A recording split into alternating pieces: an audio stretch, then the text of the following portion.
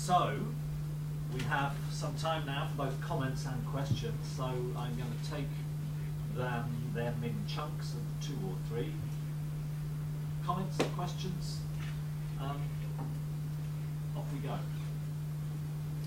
Okay, we've got firstly the gentleman over there, and secondly here. If you could just give us your name before you pop the question. My name is Charles Abernethy.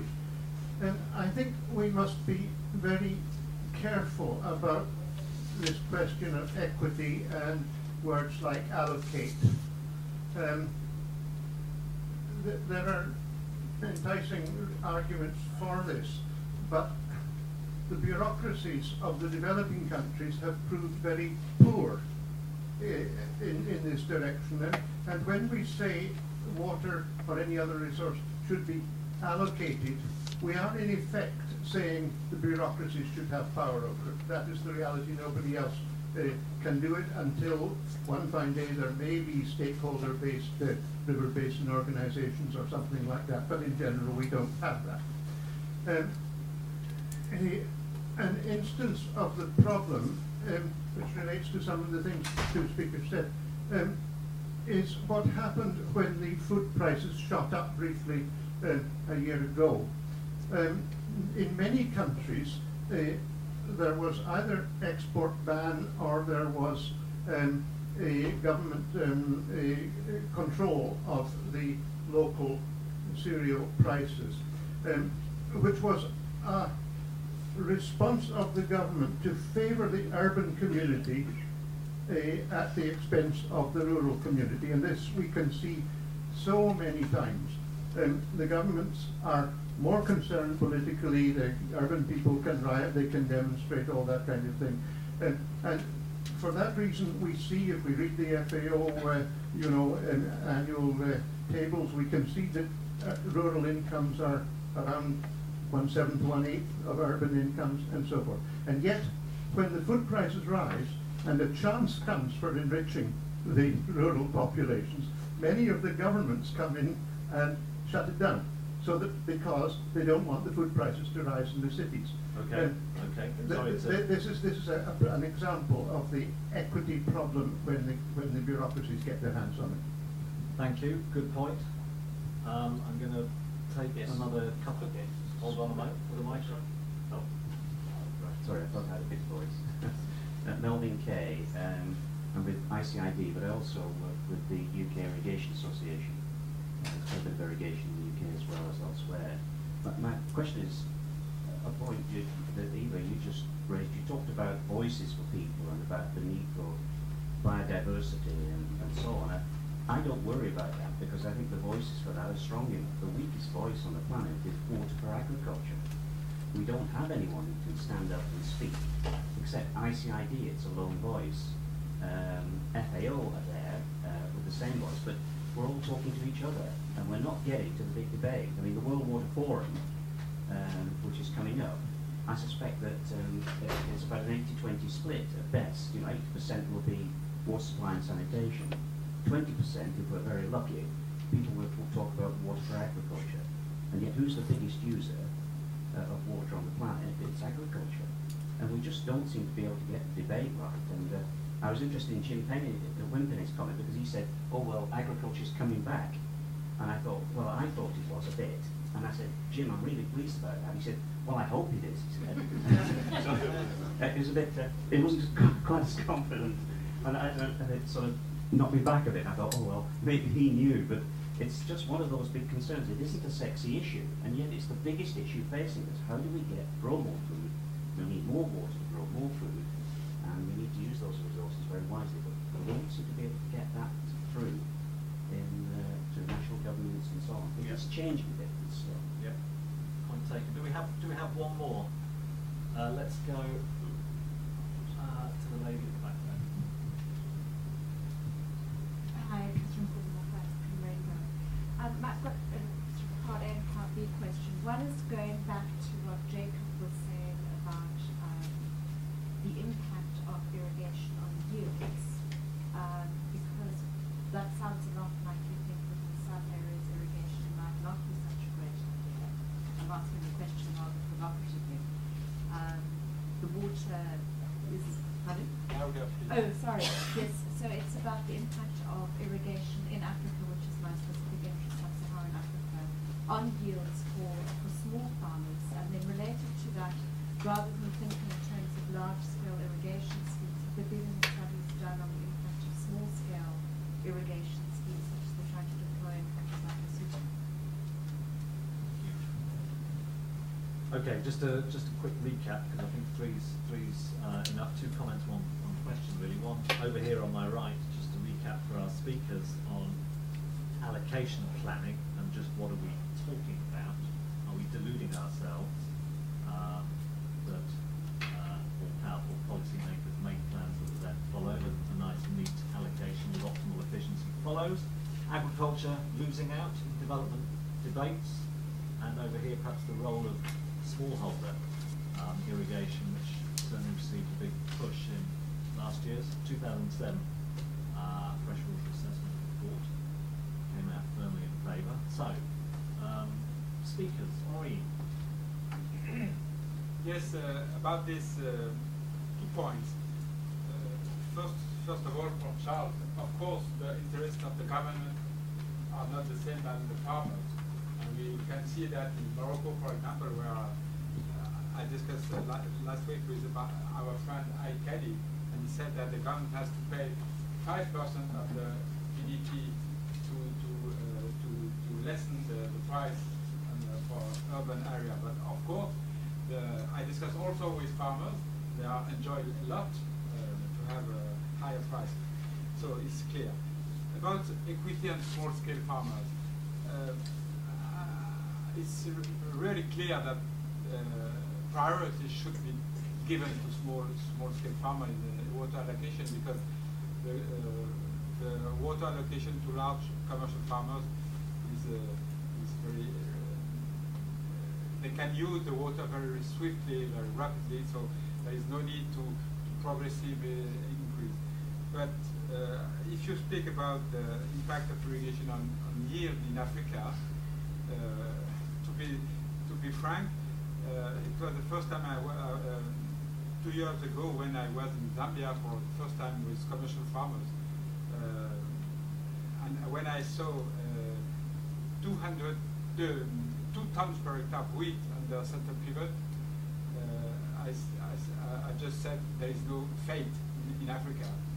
Yes, they can do, of course.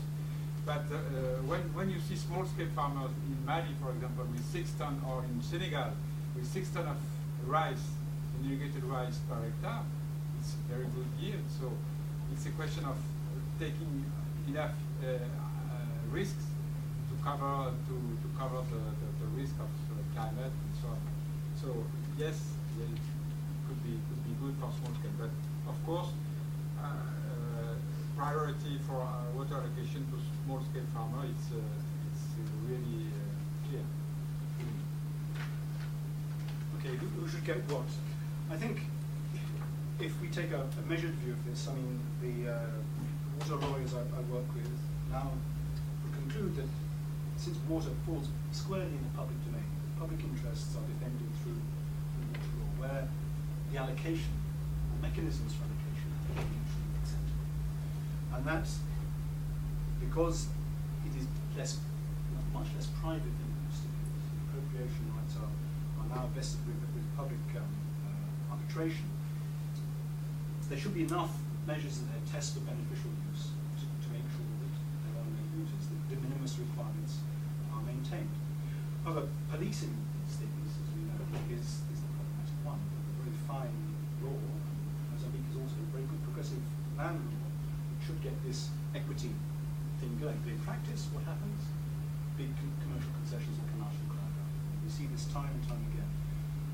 And so money does speak, which is a human foible, but we're stuck with it. I think the main thing is that, certainly from if agriculture should do more to account for itself. I think that would be my conclusion, is that you need the production. You cannot get away with that. It's non-negotiable. Could it do a lot better? Yes, in some cases. In others, sometimes you're as efficient as you possibly can. So trying to squeeze water savings out of some may just not be possible. But the systems for allocation should be transparently acceptable to all sectors. And perhaps it's really the onus of agriculture to come out of its shell a little bit, get into bed with the environmentalists, get into bed with the water supply and sanitation people, and not just irrigated agriculture, livestock as well. These are all water users, and benefits have to be shared across. There should be an adequate provision in the law. I think the good news is that laws generally tend to accept that. So that agriculture is better in having transparent systems of valuing its resource that it withdraws, and justifying its appropriation. Okay. And smallholders are part of that scheme. I think we're probably going to come back to this issue of smallholders. In fact, Eva, I don't know if you'd like to maybe say a few words, because we know, for example, if we go back to the discussion we had in the first session, that the Ethiopian NAPA, the National Action Plan for Adaptation, and other NAPAs emerging in sub-Saharan Africa, are putting smallholder, small-scale irrigation up there as a key means of reducing the volatility of rain-fed agriculture. Prospects, potential? Well, yeah, I think that was also sort of like my answer. I guess irrigation is coming in through the back door of all these NAPAs, National Adaptation Plans, where in most of the African plans, irrigation features very, very high up, specifically small-scale irrigation, combined with water or sort of soil moisture conservation technologies, low tillage, agroforestry. I think it is not just irrigation full stop or there we are, but I think it's a much more integrated approach, which I think has quite a potential. And through these national plans, I guess agriculture and small-scale agriculture and irrigation gets a voice in a way. Whether in the end it will have a big impact is another question. Okay. Yes, okay, we've got, hold on a moment, we've got one person here. Any more? Okay, whoa, sort of flurry of hands. The gentleman at the back was first, and then I think Felicity, you so we've got 1, 2, 3. Okay, Peter Lee, ICID. I want to first take up this point about agriculture not really having a big enough voice in world water. I calculated Mexico, the World Water Forum, agriculture took about 8% of the sessions for supposedly a 70% user, quite small. I think this time around in Istanbul, thanks to Henri and our previous President Bart Schultz and their work, and us putting our voice forward in the last 2 or 3 years, there'll be a slightly higher figure, but it will still be very small, and it will still be very much reliant on voluntary effort, self-funded effort from people who are interested in this subject. And those of you here, I mean, I do ask you to join with us in ICID. You have a national committee here, ICID UK. You can find it on the website. Please join us. We need as many voices as possible. It is a daunting task we have ahead of us. You said we have to do a little bit more, Jake, but last time around the Green Revolution, we doubled food production. We were roughly, what, a 2/3 increase in water use, mostly from your beloved groundwater. This time around, I think you'll agree it's not there. We have to find some other way of doing it. Sure, there'll be some places where water use by agriculture will go down, but there'll be many places which don't use it yet, so they can't go down, they have to come up. And overall, I think there will be an increase, and we have to find one. It's very interesting to see what happens in places like Brazil, where, as with ICID, we tend to talk about ourselves nowadays as managing water for sustainable agriculture. Yeah, sustainable agriculture, not irrigation and drainage. Simply because we believe in the continuum that Henri was talking about, that everything from water management to rain-fed, all the way through to formal things, is part of our interest. We think the whole continuum will contribute to getting a doubling of food production with only a minimal increase in water supply. I think when it comes to the urban-rural interface, regrettably the rural side always loses, I was involved in Karachi water supply and the Indus, and there was never any question that if Karachi needed water, it was trouble. And that's repeated time and time again around the world. There are just a few places, perhaps in the US, where the courts can hold sway over things like the natural order of things. Agriculture always has to give way to drinking water demands. We just have to find ways of living with that. But don't believe we can take water out of need. I'm afraid we've lost it. Okay, good. So, gentleman at the back.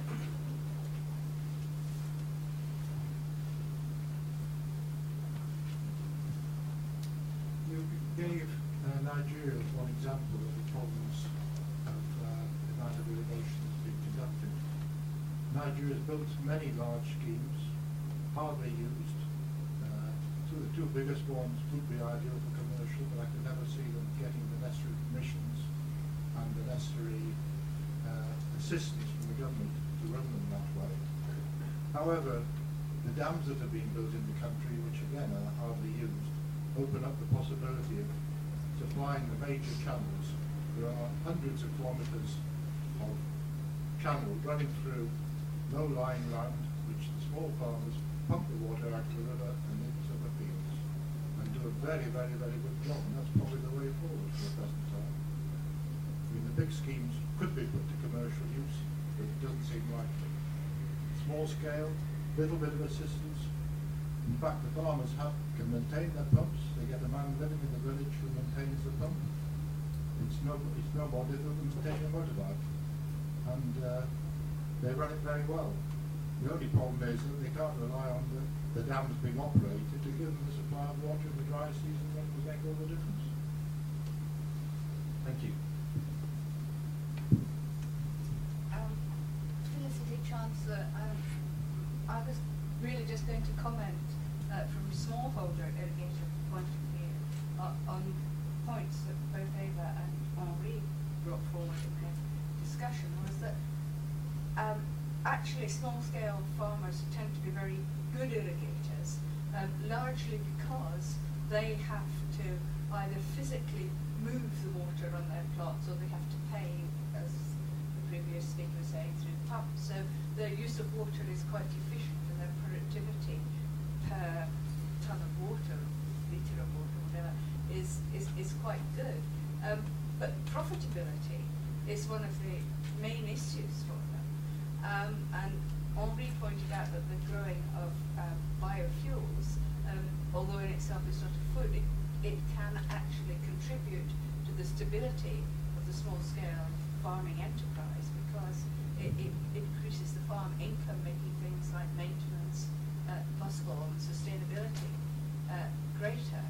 And the overall approach that Eva was talking about, to my mind and from my experience, should include quite a substantial focus on marketing, because many farmers will say, don't worry, we can produce the food, but we can't get the prices for it, we can't market it. And support for agricultural marketing and information flows in Africa could be increased quite considerably at a relatively low cost. Thanks. Right, we're going to leave that. We've had three, so we'll plenty of chance to come back. Jake, can I ask you to go at this one first? Right. Well, I think the productivity of the smallholder, well noted. I think in terms of market connection, certainly we've seen this in sub-Saharan Africa, where transport infrastructure and so on, the linkages aren't coupled, and post-harvest processing and so on is a big problem. So the effective demand has to be gauged prior to deciding what type of investments you're going to make. But I mean, again, it's the style and the structure of the subsector. You can only grow from a small scale sector that's characterized by small scale producers or a few big operators. Or will there be scope for small scale to transition into larger scale schemes with ostensibly efficiency gains if land tenure brings a line to do that and so on. I mean, it's always remarkable to me how in India and certain parts of Gujarat and Andhra Pradesh that I know well, you're looking at huge landscapes. This is a very good art, and they happen to come together, and particularly on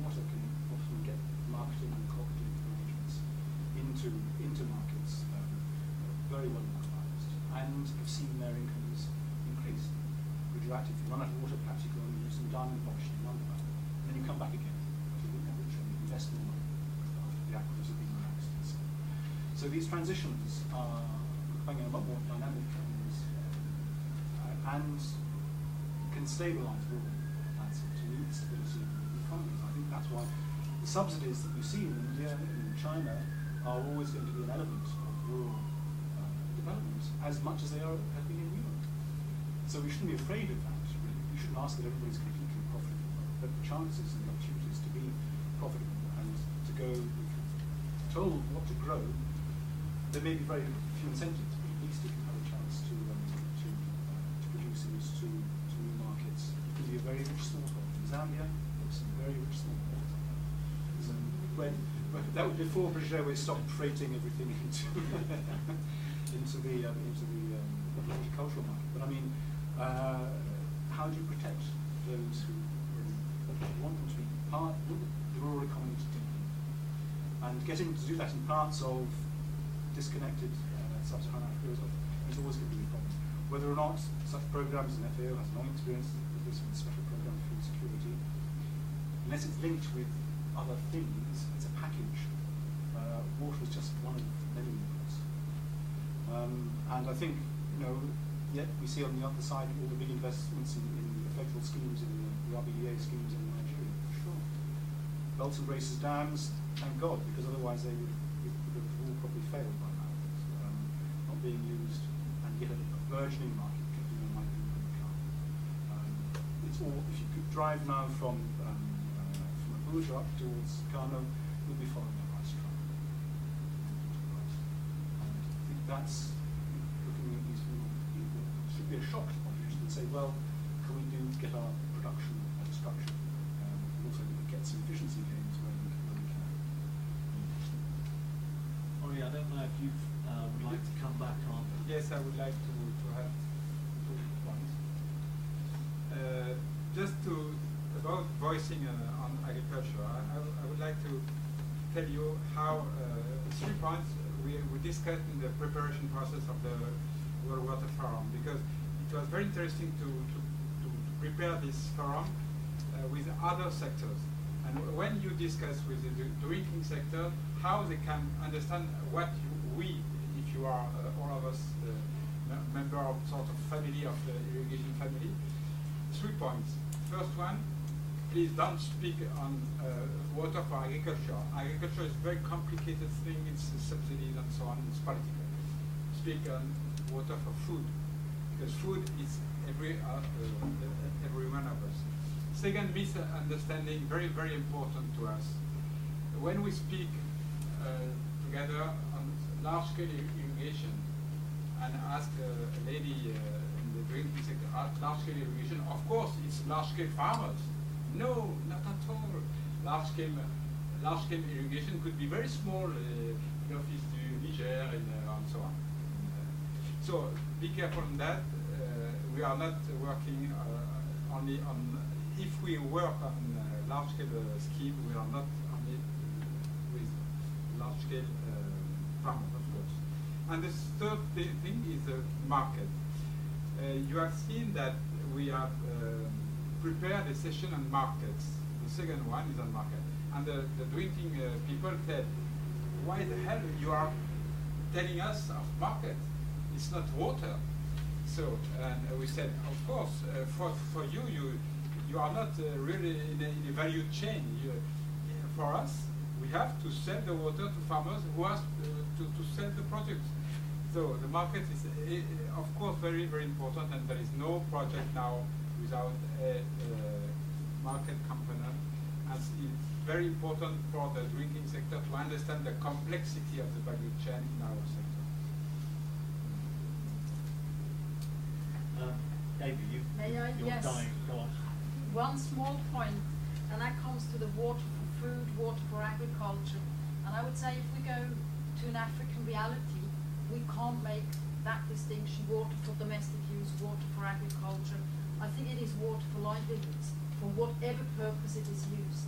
And I couldn't find an Ethiopian family that wouldn't use so-called domestic water to to have a couple of cows and sheep, goats to water these animals, or have a small plot to grow a couple of onions and carrots to sell, and this money from selling a few agricultural products is extremely important to pay for other goods. So I think that the issue, at least on the ground, in many of the sort of rural areas across Africa, isn't an issue of water for the different sectors, but in general for a family that has to survive, it is water for livelihoods.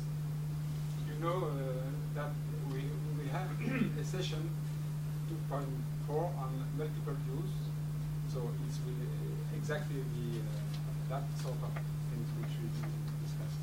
Yes, and you're right. It often goes unnoticed.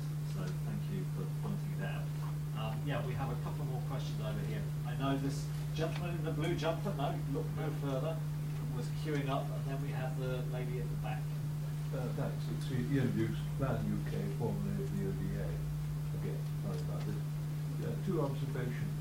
The first in relation to allocation. My recollection from dealing with South Asia many years ago is that the whole of the dam systems were in the hands of the water and power development authorities. And that was so, I don't know if it's still so, in all of the countries, whereas agriculture was dealt with at state or provincial level. And that meant that the agricultural interests always came last, despite what some of us attempted to do when we were helping with investment. I hope that's changed. But that is a question, does agriculture get the water at all on the allocation side? Now, on the point which we've just been discussing, in this very room some weeks ago, we heard the results of research which showed, I think, that as far as subsistence farmers inland in Africa were concerned, they were far more affected by local conditions than they were by the spike in world prices on commodities and food. And that has to be right. I'm pretty skeptical about the possibilities of widespread extension of irrigation to help those subsistence farmers, and yet those are, in a way, the social background, in fact, spines for the whole country very often. It seems to me that although we have examples like the Tana River schemes in Kenya, which of course were started during the emergency with detainees, and elsewhere, the real answer has got to be to pay far more attention to what Henri was saying about the marketing and other areas for subsistence and related crops. If we can deal with some of the obstacles that ordinary people find there, pests, the lack of inputs at the right time, no proper information on the weather, and that sort of thing, I think we will get a far greater increase in food than by trying to allocate a specific percentage of water. Thank you for that point. Yes, it's a package of measures you're talking about, which goes back to Jake's point. Yes, lady at the back. My name is Georgette Java, and I come from Ghana. My question is, how do we ensure there is sufficient water available at the right price, at the right time, to meet the needs of the farmers and households, not just in rural areas, but also in urban areas? The reason why I ask this question is, for example, we have a dam, Kosovo Dam, that dried up, which resulted in intermittent electricity supply, as well as loss of crops and livestock. We also have flooding each year in the northern parts as a result of what I would say lack of planning, and Burkina Faso, which is the country above, opening some kind of flood defense system. I don't know whether it's to do with better planning or what. In some cases, we have in our hospitals the maternity staff having to buy water to bath newborn babies, and this has been going on for years. I have no idea, what you think about this. Okay, let's just stop on 2 points this time. Henri, I don't know if you'd like to, or Jake, go back to this point, water at the right time, the right place, the right price. Yes, I just wanted to recall that as an engineer, I'm sure that techniques is very, very important. All of us will speak about other things than techniques, because techniques is more or less accepted. But of course, to have water downstream and upstream at the good moment is very, very heavy technical problem. And regulation of canals and rivers is very heavy problem. So of course we need social approach, and we discuss about market prices, but of course techniques is very, very important, and hydrology too. Because when the dam is empty, there are probably some problem in the planning. I'll take up one of these types of institutional arrangements for allocation. Again, look what happened to the Murray-Darling Basin Commission. It's now an authority. The states involved in that compact decided no, we could no longer live with the commission. We had to now give more powers as states to an authority, to the allocation, because things got so extreme. Farmers, bearing in mind Murray-Darling is a basin where irrigation areas on a good year, when the allocations were there, it could expand by several million hectares and then contract again. But obviously things were getting just got to a limit, and in extremis, water will be taken out of agriculture. So as Peter was and my point too about the residual use. You'll use whatever you get given you. Can you use it effectively, and can you perhaps negotiate that allocation before things get too tough? I remember New South Wales Farmers Unions coming to me and saying, well, we had to deal with a 3% cut in our allocations. In fact, they did it very well. They actually improved the productivity of that cut. So there is a lot of scope for agriculture to improve its use. But negotiating it well with other needs and determining the priority of needs, again it goes back to the minimus requirements and so on. These should be protected more, but then you have to have an effective institution to arbitrate and to make the allocation effective. I think still finding those institutions, is being raised by who should be the authority, which ministry they belong to, and so on, is a critical point. The configurations of our water institutions makes them look very different in the future, and in the sentiment and spirit of integrated water management, so they should. But what will they actually look like, and will they be drawn screaming and shouting into those new configurations, or will it be a nice peaceful evolution? These are the questions. I think Murray-Darling went through that painful thing quite recently. Probably worth making a point that connects with the first session we had in terms, despite our reservations about the feasibility of bulk allocation permitting, if you're looking at reallocating water between major sectoral, it's water rights, water permits that do it, of course. Whether in the Murray-Darling or the Thames Basin, it's not water pricing or water markets, which have an extremely marginal effect. And while a lot of stuff is said about pricing, if you're talking about pricing for agricultural water use, the best you can get in most circumstances is some cost recovery. The cost recovery is not demand management. So that's my own little point. Right, Eva, just hold on a moment, because I'm going to 10 more minutes, and I think there are a few more people with their hands up. Okay, this gentleman over here. The gentleman just in front, to the left of you, Liam, is next. Hi, and someone at the back, yeah. My name's Mark Covell. I'm a freelance consultant working in adaptation, climate change adaptation. My question has got to do with bringing you back to the climate change issue and adaptation, decision making under uncertainty. But there are a couple of things that we know with good confidence, which is the link between increased temperatures and greater evapotranspiration and greater water demand to achieve reasonable yields. And we also know that there's some regions around the world where models are consistent and they show growth in drought conditions.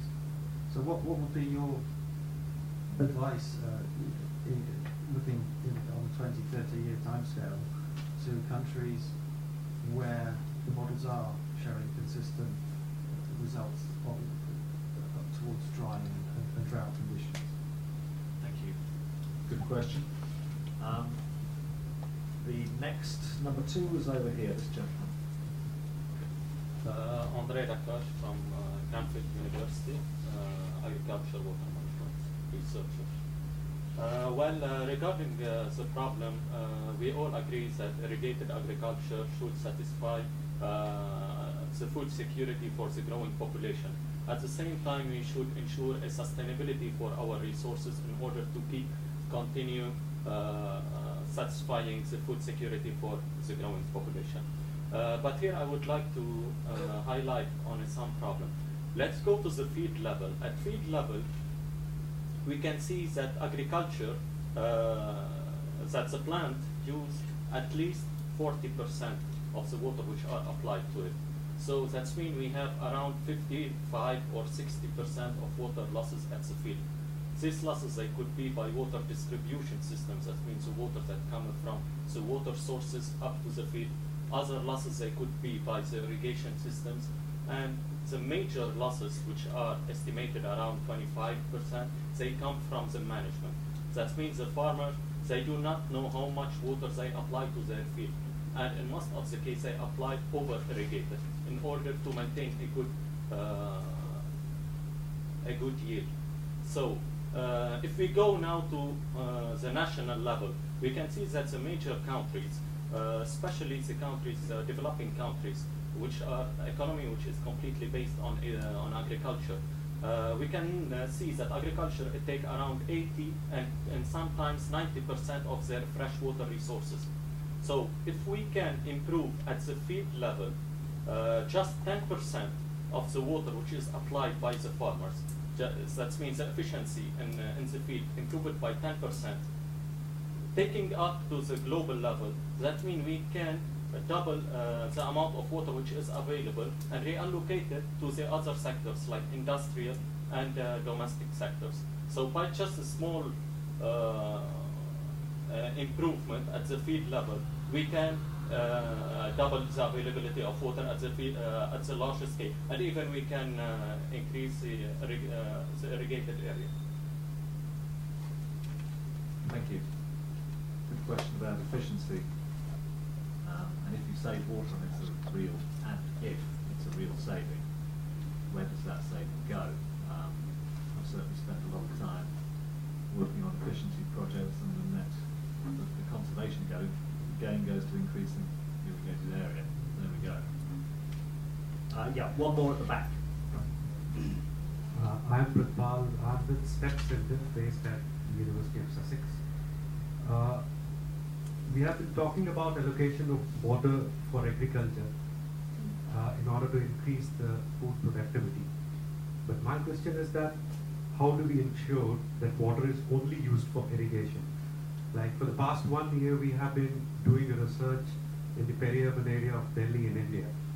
So we have found that many of the farmers, both small and big farmers, they are actively engaged in selling water to the industries and to the unauthorized colonies which have cropped up on the peripheries of the city. So my question is that we are talking about regulating water at the macro level. So we also seriously need to think about the regulation of water also at the micro level. Thank you. And a very thorny question you raise if you're trying to regulate hundreds of thousands of small farmers each taking small amounts of water, but maybe Jake will have something to say about that. Okay, I'm going to take one more question and then ask for some comments here. Are you making notes on these questions? Because I'm just going to tick 2 more off, so we're going to end up with 5. Okay, so let's take 2 more there, but keep them short. Okay. Yeah.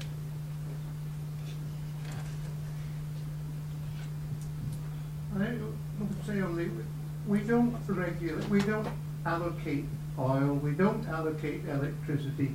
Why is it that we cannot face market for water? We're in the 150th anniversary of Darwin, but it's the 220th anniversary of Adam Smith, and we ought to know the benefits of markets in allocating a resource. And as for leaving it with the bureaucracies, we can guarantee failure because we've got so much experience of it. Okay, call for markets there, yeah. I'm in Vincent from Barbary University. My question is to ask what kind of capacity building and knowledge system creation do you see being built and needed to deal with these issues? How are we going to get, for example, the new designs, the better designs we might need, for example, of Ethiopia? How are we going to deal with the better data assessment? How are we going to deal with some of the negotiation problems? And I'd like to hear this in the context of financial assistance that is often still going in on a sector-wide approach, and it's flowing in very macro ways. So I'd just like to have a quick reaction from the different speakers in relation to some of the different topics that you mentioned. Okay, thank you for that. That's 4 good questions. In fact, yours I think relates a little bit back to the first, which was about planning horizons and dealing with risk and uncertainty, and the need to retain flexibility versus the dangers of sinking, maybe large sums of money into capital investment and finding out you're building down the wrong place because that bit's getting wetter. So I would ask our panel here to pick off one of those questions: planning uncertainty, projections, efficiency over here, regulation at the back versus market-based solutions over here. Henri. Only one question I have to pick. 2? Oh, go on, 2. Okay. So the first question about climate change, I'm very concerned about that because I'm working a lot with Morocco. And the first thing is to convince our colleague of Morocco to move from an engineer thinking to a very large one. The first one was to explain that building new dams in a basin where the average of runoff are half of the present dam is not useful. And after that, to build with them hydrological and economical models, to move from only supply to also, of course, demand side. But it's a long way because it's very heavy to deal with 40% yet now less water. And if I pick the question about our colleagues about water right, to be frank, my dear Charles, I'm a little bit upset with this water market. We discussed a lot on that in ICID, and the last one, we have the Californian ones in 15 years ago, so the stop. And the last one was our Australian colleagues, and Mary Darling and so on. And after the drought, they stopped. So, but there is something very important in the water right. We have a discussion about some people, some consultants propose to separate water right and land right.